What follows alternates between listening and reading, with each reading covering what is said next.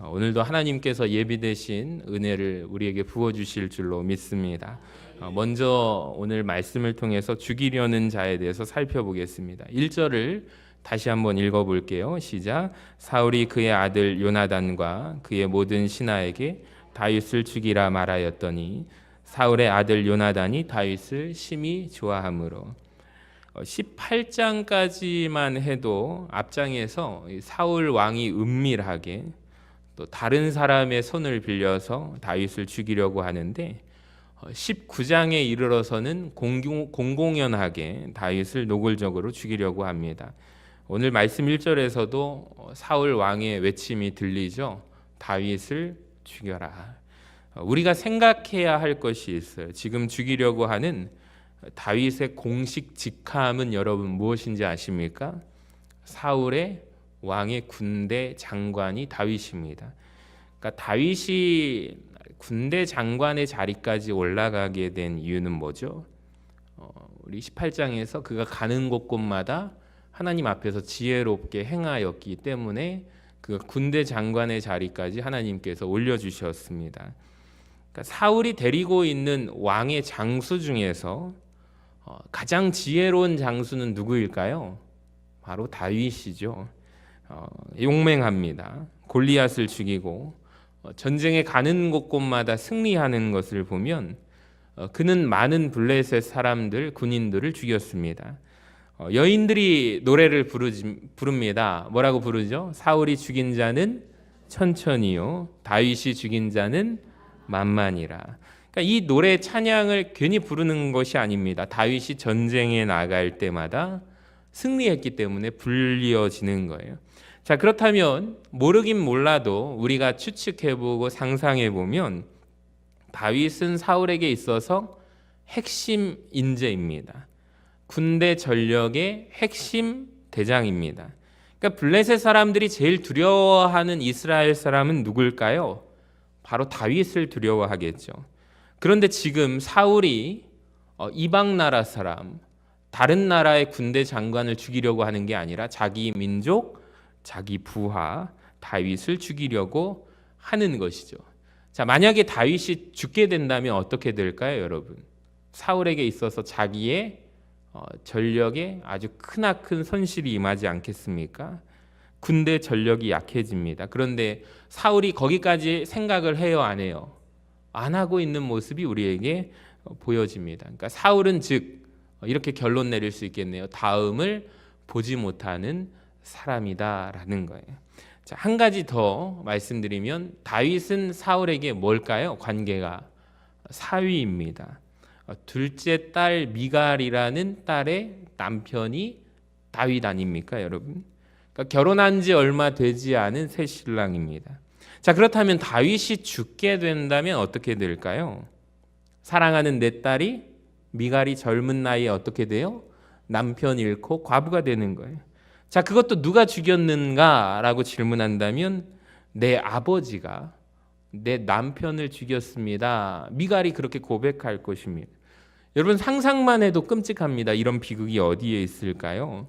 그러니까 아버지 입장에서 평생 딸의 마음에 남을 상처를 지금 버리고 있는 거예요. 근데 사울을 보세요. 아까 전에 말씀드린 대로 거기까지 생각해요, 안 해요? 안 합니다. 안 하는 게 아니라 못 하는 거죠. 그러니까 자기 전력의 핵심 전력인 다윗, 최고 용사가 죽게 된다면 앞으로 자기 나라에 닥치게 될 위기까지 보지 못하는 거예요. 자기 딸의 남편이 죽게 된다면 평생 딸이 괴로워할 모습도 보이지 않습니다. 그러니까 그 다음이 보이지 않는 거예요. 왜 그럴까요? 시기에 사로잡혀 있기 때문입니다. 사랑하는 여러분, 사울만 그런 것 같지 않습니다. 이것이 저는 죄에 빠진 사람들의 특성이라고 생각을 합니다. 그러니까 죄가 가진 속성이 무엇입니까? 지금 내 눈앞의 것만 당장 보이는 것입니다. 그러니까 그 다음을 예상하지 못해요. 보지 못하는 거예요. 그러니까 죄가 가지고 올 파괴적인 결과를 알지 못하게 합니다. 여러분 특히 외도에 빠지는 분들을 보시기 바랍니다.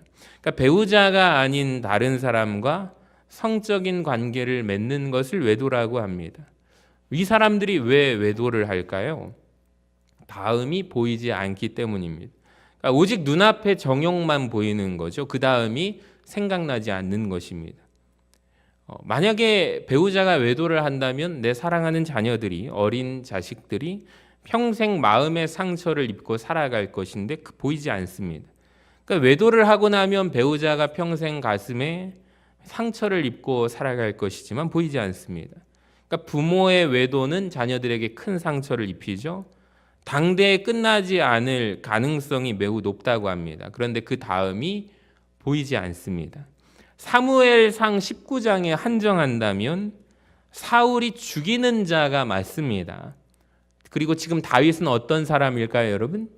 거기에 쫓겨서 도망가는 자, 살려고 발버둥치는 자죠. 자, 그런데 흥미로운 것이 무엇이냐면 나중에 시간이 흘러서 다윗도 어떤 모습이 나옵니까?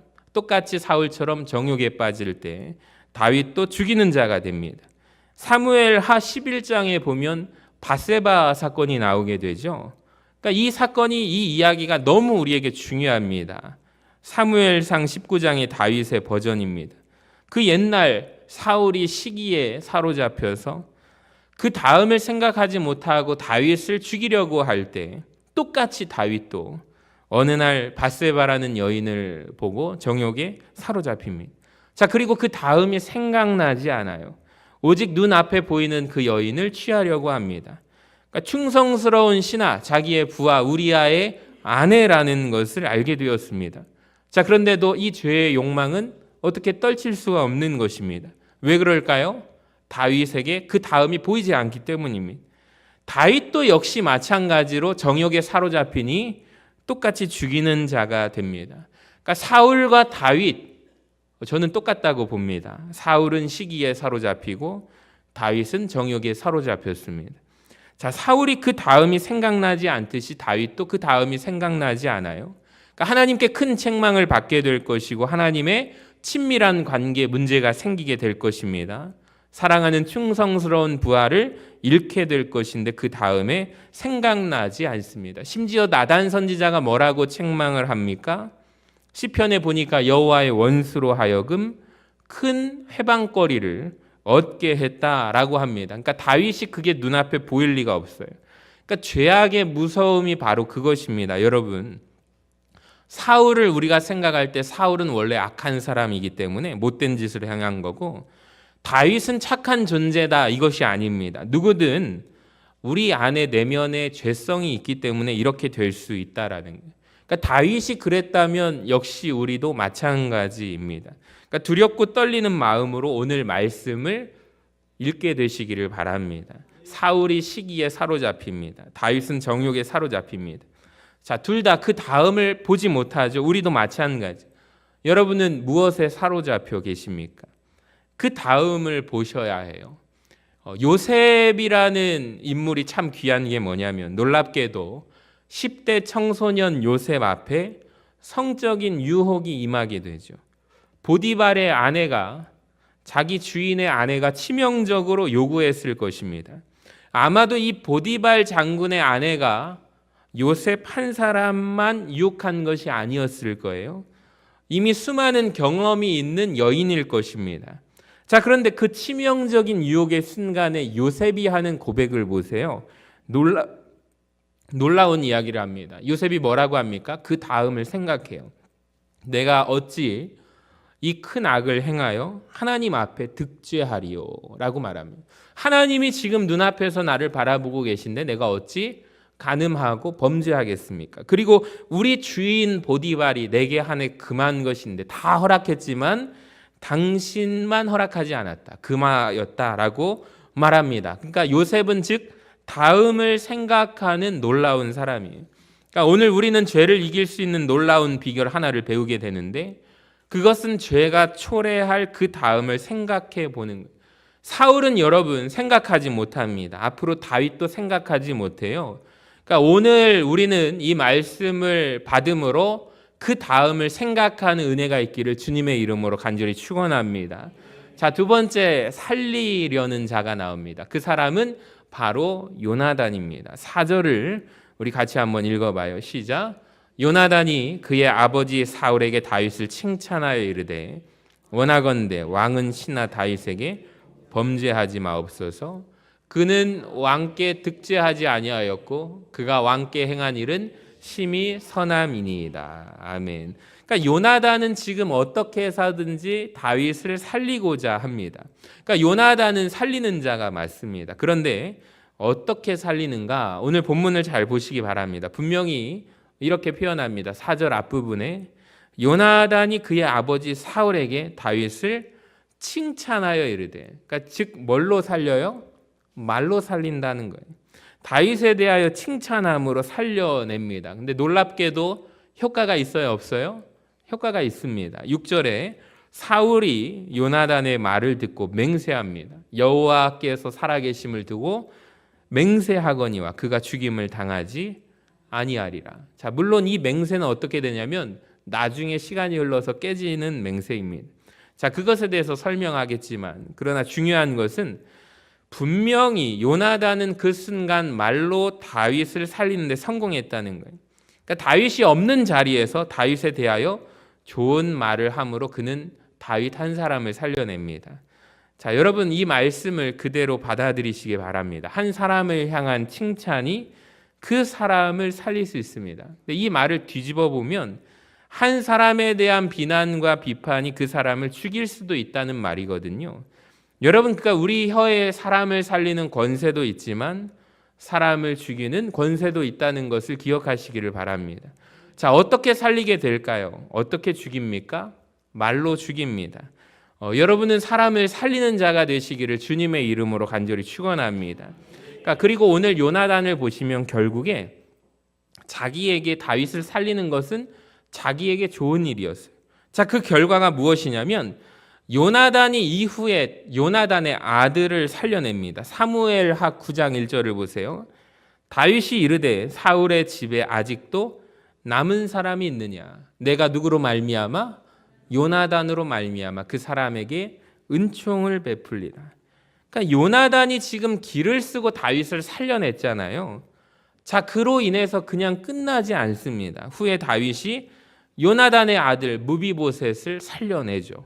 자, 갈라디아서 6장의 말씀을 보시면 사람은 심는 대로 거두게 되어 있습니다. 그러니까 이것이 하나님이 정하신 인생이거든요. 그러니까 6장 10절을 한번 보세요. 그러므로 이게 하나님의 법칙이기 때문에 우리는 기회 있는 대로 모든 이에게 착한 일을 하되 더욱 믿음의 가정들에게 할지니라. 그러니까 하나님이 기억하실 줄로 믿습니다. 그러니까 믿음의 가정들에게, 목회자에게, 성도들에게, 동료에게 한 일을 하나님이 잊지 않고 기억하시고 갚아주실 줄로 믿습니다. 자, 호세아 10장 12절을 한번 보세요. 너희가 자기를 위하여, 자, 이것은 남의 일이 아닙니다. 자기를 위하여 의를 심으면 긍휼을 거두게 될 줄로 믿습니다. 그러니까 여러분, 우리가 오늘 말씀을 통해서 누군가를 살려낼 때 하나님께서 우리를 살려주실 줄로 믿습니다. 자, 세 번째 제목을 한번 보시면 여호와의 이름으로 누가 맹세했었죠? 사울이 맹세했었습니다. 요나단이 해준 칭찬의 말 덕분에 다윗은 살아나고 분명하게 사울은 맹세했었습니다. 근데 6절을 다시 보세요. 여호와께서 살아계심을 두고 맹세하거니와 그가 죽임당하지 아니하리라. 진심으로 맹세합니다. 하나님의 이름으로. 그런데 어떻게 되냐면 이 맹세한 덕분에 다윗이 자기 자리를 찾게 되고 또다시 전쟁에 나서서 군대를 이끌고 나가서 승리했던 것 같습니다. 자, 8절을 한번 보세요. 전쟁이 다시 있으므로 다윗이 나가서 블레셋 사람들과 싸워 그들을 어떻게 해요? 크게 쳐 죽임에 그들이 그 앞에서 도망가게 됩니다. 큰 승리입니다. 그리고 9절을 보세요. 사울이, 그런데 안 죽이기로 한 사울이 손에 단창을 가지고 그의 집에 앉았을 때 여호와께서 부리시는 악령이 사울에게 접하였으므로 다윗이 손으로 수금을 탈 때 사울이 단창으로 다윗을 벽에 박으려 하였으나 그는 사울의 앞을 피하고, 그러니까 그가 사울의 앞을 피하게 됩니다. 여러분, 놀라운 이야기가 나오죠. 분명히 하나님 앞에 맹세를 했습니다.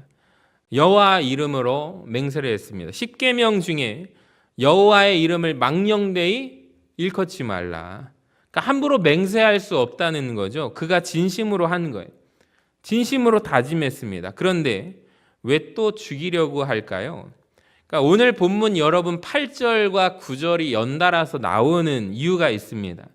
그러니까 8절을 보시면 굳이 성경은 9절에서 사울이 창을 던지기 전에 8절 이야기를 굳이 꺼냅니다. 전쟁이 다시 있으므로 다윗이 나가서 블레셋 사람들과 싸워 그들을 크게 쳐 죽이매 그들이 그 앞에서 도망하니라. 그러니까 여러분 8절과 9절 사이에 생략된 이야기가 있어요. 뭘까요? 승리하고 다윗이 돌아왔습니다. 뭐가 빠졌을까요? 사울은 천천히요 다윗은 만만히로다. 이 노래가 빠졌습니다. 사람들이 다윗을 칭송합니다. 너 또 들었어 그 소문? 맞아, 다윗이 또 이겼대. 야, 대단하다. 뉴스 일면에 나오는 거죠. 다윗 또 승리하다. 또다시 잊혀졌던 유행가가 불러지기 시작합니다. 여기저기에서 외칩니다. 다윗, 다윗, 다윗. 이 소리가 사울의 귀까지 들려가게 됩니다. 사울은 다시 창을 던지게 되는 거죠. 그러니까 오늘 본문은 굉장히 중요해요, 여러분. 절대로 죽이지 않겠다고 하나님의 이름으로 맹세했지만 분명히 진심이었지만 또 창을 손에 듭니다. 왜 그럴까요? 마음의 시기가 일어났기 때문입니다.